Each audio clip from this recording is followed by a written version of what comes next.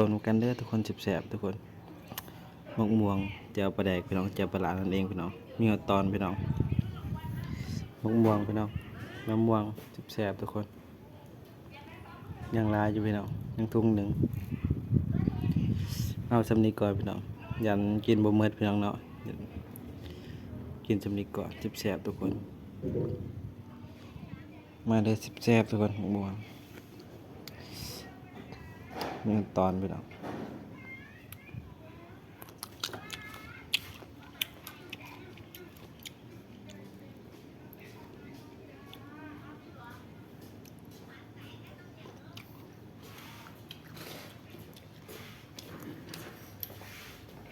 กำลังเดินทาง นี่หัว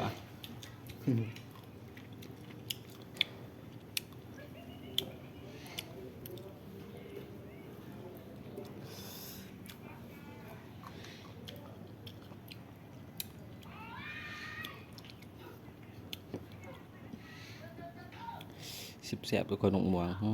สมๆขนาดพี่น้อง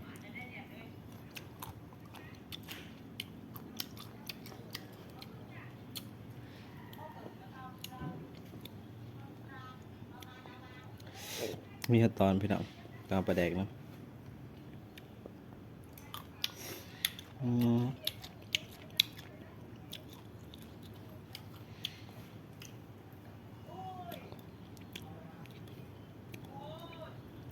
แสบทุกคน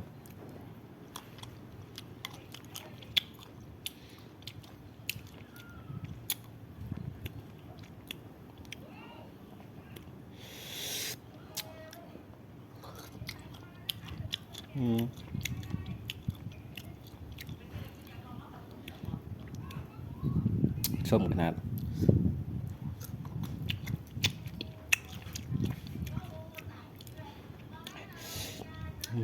ส้มมันก็เค็ดแควปาด2 หน่วยนะทุกคนปาด2 หน่วยกองหรือ3บ้างยังอยู่พี่น้องยังทุงหนึ่งพี่น้อง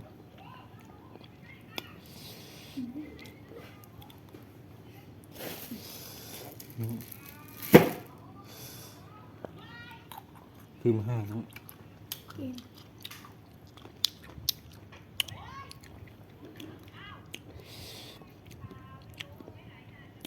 จ่องพันใหญ่ๆพี่น้องแสบๆมาเด้อทุกคน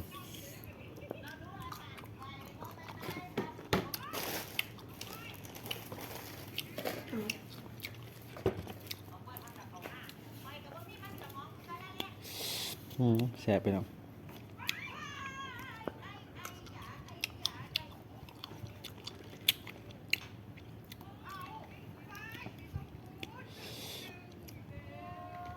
แสบทุกคนน้ำคือกิน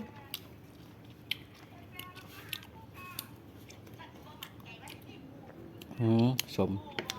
เกล็ดแควลองคำเนาะ40 บาทไปได้นี่สมกันหน่อยครับ ราคา แสบทุกคน ราคาดีนะเนาะเป็นที่สุดค่ะ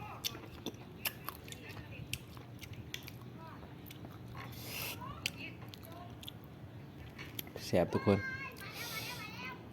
นัวพี่น้องแจวตอนปลาตอนใหญ่เลยตอนใหญ่เกินพี่น้องบุกล้ากินเนาะ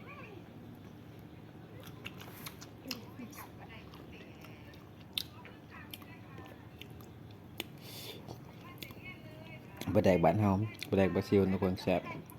ขู่อยู่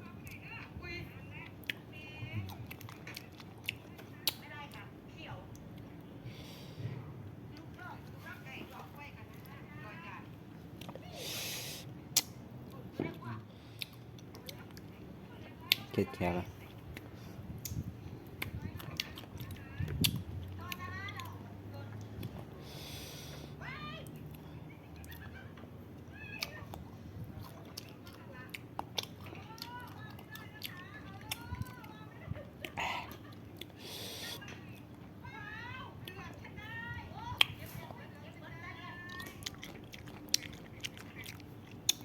ชม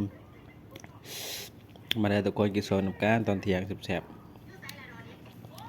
ซ่บหลายทุกคน รอบที่สองทุกคนกินสมรอบที่สองของปีนี้ทุกคนแซ่บขนาดทุกคนมากินสมอยู่แล้วทุกคน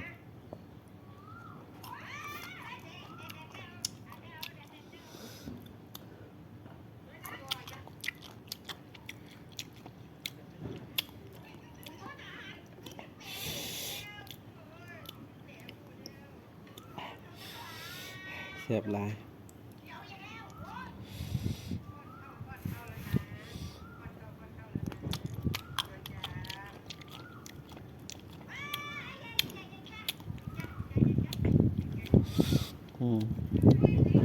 แซ่บทุกคน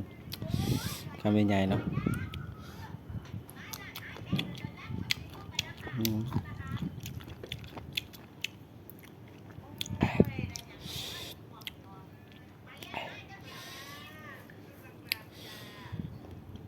แซ่บหลายทุกคน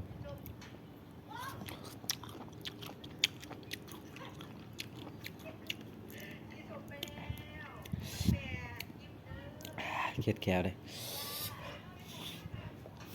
พันบใหญ่ไปได้คุณรู้สึกว่าพันหน่อยทุกคนยังเค็ดแขวแซ่บทุกคน หอมประแดก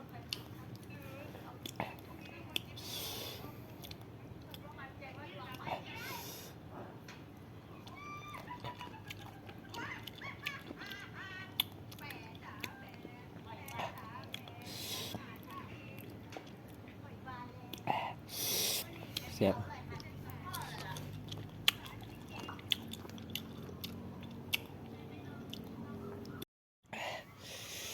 มาเลยทุกคนแซ่บ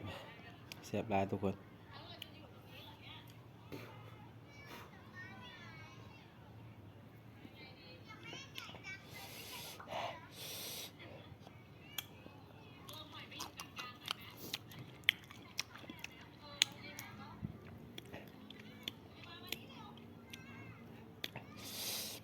ขอตัวลาไปก่อนทุกคนในเจอกันคลิปหน้าสบายดีสวัสดีทุกคน